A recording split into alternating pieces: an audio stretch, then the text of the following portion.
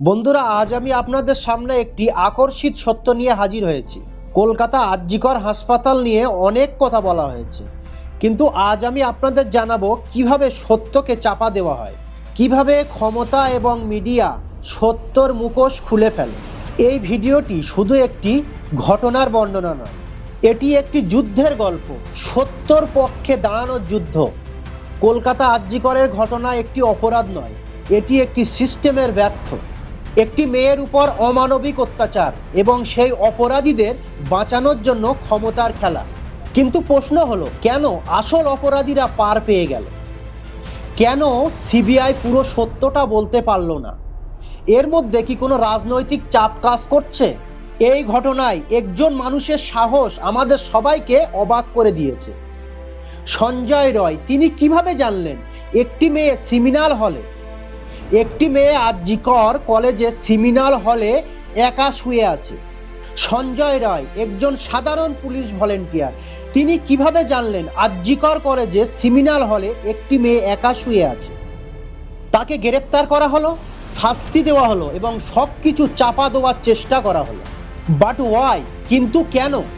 সত্য কখনো ক্ষমতার কাছে হার মানে না। সিবিআইকে এক হাত দিয়ে ক্ষমতা দেওয়া হলো, অপর হাত দিয়ে তাদের হাত বাঁধা হলো। তারা পুরো ঘটনাটি উচ্চারণ করতে পারল না। কেন? কারণ সিবিআই শুধু একটি সংস্থা নয়, একটি ক্ষমতার হাতিয়ার। যখন রাজনৈতিক স্বার্থ জড়িয়ে থাকে তখন সত্যকে চাপা দেওয়া হয়। কলকাতায় আর.জি.কর হসপিটালের ঘটনায় সিবিআই কি ভূমিকা পালন করলো? তারা কি আসল অপরাধীদের ধরতে পেরেছিল? না, তারা শুধু একটি রিপোর্ট জমা দিল যা পুরো সত্য বলতে পারি। মিডিয়া, যাকে আমরা সত্যর মুখপাত্র বলে জানি, তারা কি সত্য বলল? না, তারা শুধু সেন্সেশন তৈরি করলো, দর্শকদের আকর্ষণ করলো, কিন্তু পুরো সত্য বলল না। তারা আগে পিছে সব ঘটনাই বলল, কিন্তু সত্যটা বলল না। কেন? কারণ মিডিয়া আজ ক্ষমতা ও বাণিজ্যিক স্বার্থের দাস। তারা সত্য বলতে ভয় পায়, কারণ তারা সত্য বললে তাদের রেটিং কমে যাবে, বিজ্ঞাপন কমে যাবে। কিন্তু মিডিয়ার এই ভূমিকা আমাদের সমাজের জন্য বিপজ্জনক নয়। এই ঘটনা শুধু একটি অপরাধ নয়, এটি আমাদের সমাজের একটি বড় ব্যর্থতা। এটি আমাদের শেখায় মিডিয়া এবং ক্ষমতা কিভাবে সত্যকে চাপা দেয়। এটি আমাদের শেখায় কিভাবে একজন সাধারণ মানুষ ক্ষমতার বিরুদ্ধে দাঁড়াতে পারে। কিন্তু প্রশ্ন হলো, আমরা কি সত্যের পক্ষে দাঁড়াবো? সিস্টেমের বিরুদ্ধে লড়াই করব?